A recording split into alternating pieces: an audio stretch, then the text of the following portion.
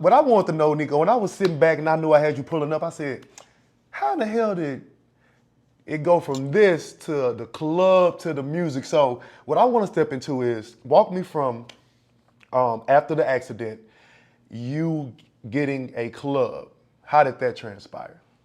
Okay, well, I told you I was in the hospital a Right. month and rehab another month. I went right back to SMU that fall. So like I took one semester off and went back to SMU, which was really too soon. You know, I was just trying to get back to my normal life. So I went back for a semester and it was just too much too soon. So I ended up moving back to Tyler with my parents, you know, just trying to figure life out, you know what I'm saying? Right. So during this time, I came across a big old warehouse building or whatever, and I was just trying to figure out what to do. I thought a club would be, you know, cool. So me and my dad checked it out. So we ended up getting the warehouse, and we just sectioned it out. So you know, my other best friends, you know, Spoon died, and I had Big Steve. He was a barber. Big Steve, He was a barber, so I made one part of a barbershop. I think the barbershop was first. So we made that because I had Steve and another barber and a beautician that they had already committed to coming in. So we got that started to get some money rolling in. And then I did the club part and the studio. My boy JB was a rapper, so So that's how the music. That's how the music. Yeah, that's basically. I was wondering. Okay. It was basically for JB. Yeah. Yeah, Bill. Yeah. You know, he was a rapper, so I built a studio, and then Steve was the barber, so the barber shop, and then I had all this space. So I was like, I thought it'd be cool to do a club, you know. Yeah.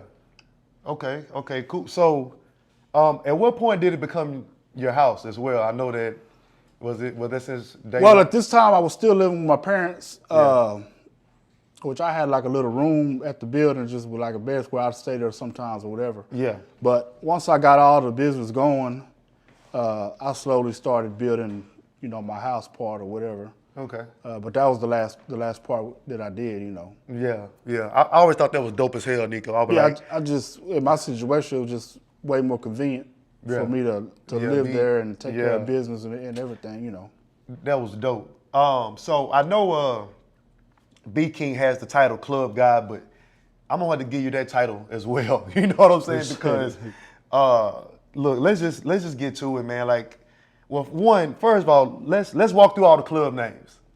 First off, so the first It started off as Suaves. Suaves. Yeah. Now tell me about that. Where does the Suave come in at? Like, is that some? Man, that's been my nickname since when I was in middle school, like high So school. how everybody how'd you always get that called me- name? I mean, everybody just called me you, Nico Suave. Like that's when you was what good with the everybody- honeys, what's up? I mean, you know, back in the day there was a song called Rico Suave.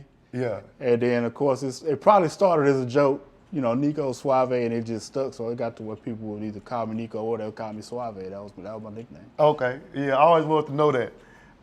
So we started out with Suaves. Okay, what did it turn to next? And then I changed to Club Nico's. Then it was Club Nico's. Right. And before I go any further, so like with these name changes, like you just kind of rebranding. Well, when I first opened Suave's, it was like a BYOB. Okay. And so then I think I did a couple years and I decided to get my liquor license. So I wanted to kind of, like you said, rebrand it with a different name. So that's when I named it Club Nico's. And we, at that time, we brought in, you know, had the bar liquor license and all that. Okay. So we did that for a few years, and then I wanted to rebrand it again. So Is that when 220 came, that's or when 220 Lounge came in. 220 Lounge? Yeah. And that's the address, 220 North Glenwood. So that's where I got the 220 from. Yeah. Say, bro, like I think you, man, what was that? You used to throw was that $2 Tuesdays? Yeah, $2 Tuesday used to be jumping. We started that probably when it was still Club Nico's. And Yeah. It was the Tuesdays were crunker than anybody else's Saturdays. Right. Right. Say, man, I just gotta tell, like, so I'm from Palestine, East Texas. So I gotta tell you, man, your club was the spot, bro. Like, you know, you had other clubs that came and went, but you was that mainstay. You know what I mean? And you was the one that had all those performances too. So tell me about that. So just tell me about some of the performances or artists that then came through there. And, Yeah, well, we opened in 2001, like you said. We had about a 20 year run or whatever. Damn.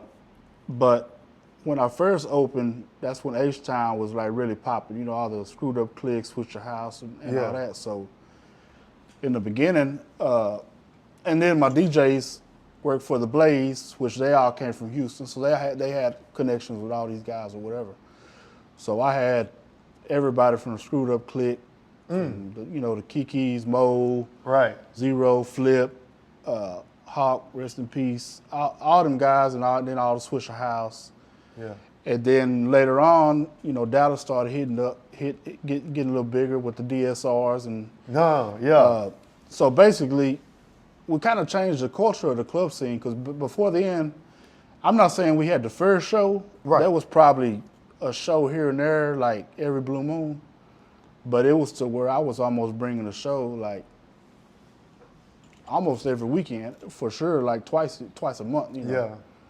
So it just gave a whole different vibe to East Texas because Yeah. you know Facts. this is pre-internet, so you Right, can't right. see all these people on the internet and stuff. You got to go see them in person.